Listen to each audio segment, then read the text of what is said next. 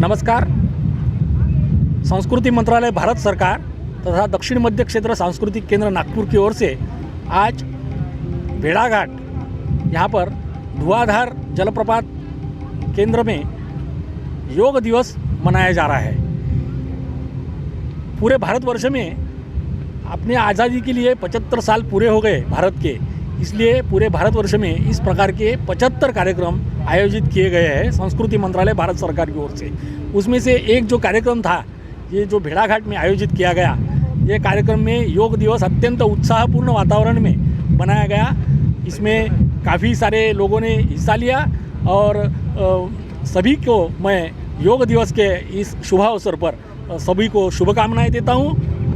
नमस्कार। आपका नाम मत बताइए। मैं दक्षिण मध्य क्षेत्र सांस्कृतिक केंद्र नागपुर का संचालक निदेशक डॉक्टर दीपक खिरवड़कर हूँ, director south central zone cultural centre Nagpur.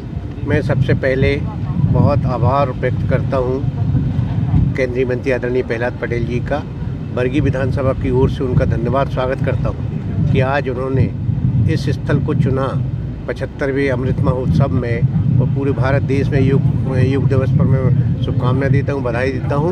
और मुझे बड़ा गर्व और खुशी हो रही कि इस रमणीक स्थान का माँ नर्मदा की पावन गोद में जो यह कार्यक्रम हुआ है, योग दिवस का कार्यक्रम हुआ है, निश्चित रूप से आदरणीय प्रहलाद पटेल जी इसमें बधाई के पात्र हैं। जो हमारी बाहर से टीम आई है योगाचार, उनको बहुत बहुत साधुवाद और धन्यवाद देता हूँ।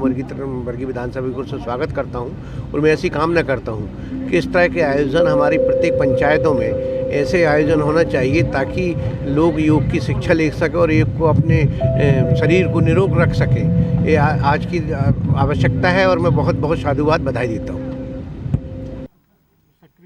देखिए, विश्व में इस विषय पर बहुत अनुसंधान हुए हैं और ख़ास करके पिछले दशक में, और जिसको लेवल 1, लेवल 2 से लेकर के लेवल 3 तक की जो रिसर्च की स्टडीज़ होती हैं वो भारत में कम विदेशों में ज़्यादा हुई हैं।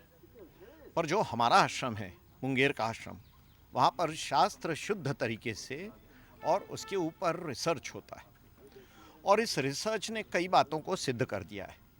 सबसे पहली बात यह है कि योग से मन की शांति बढ़ती है। हम सब जानते हैं कि ये 21वीं शताब्दी है और सभी व्यक्ति कहीं ना कहीं किसी न किसी मानसिक तनाव से ग्रसित हैं और मानसिक तनाव से शांति के लिए दूसरा कोई उपाय नहीं है। या तो आप काम्पोस की गोलियां खाइए, वैलियम की गोलियां खाइए, और या फिर योग अपनाइए। योग के माध्यम से मन शांत होता है, संतुलित होता है, और जब मन शांत, संतुलित और स्वस्थ रहता है और प्राणायाम के माध्यम से जब ऊर्जा का संचार होता है तो उसके माध्यम से शरीर के अंदर सकारात्मकता इतनी बढ़ जाती है कि बॉडी की इम्यूनिटी बढ़ जाती है, रेजिस्टेंस पावर बढ़ जाती है।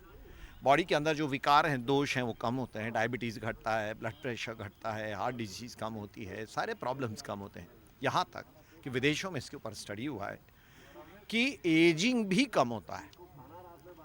हमारे मनीषियों ने स्वप्न देखा, जीवेत शरदः शतम, प्रत्येक व्यक्ति 100 साल तक जिए।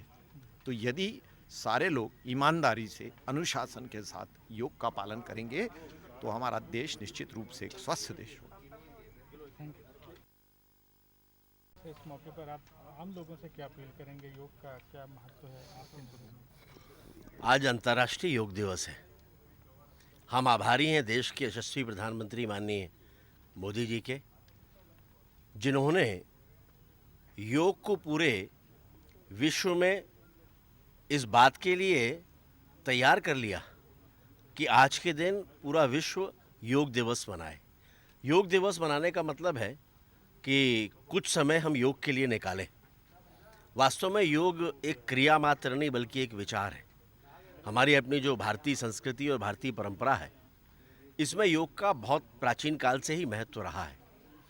योग केवल शरीर को भर स्वस्थ नहीं करता, बल्कि शरीर के साथ साथ मन, परिवार, समाज और देश के लिए भी, इन सबके स्वास्थ्य के लिए भी लाभदायक है।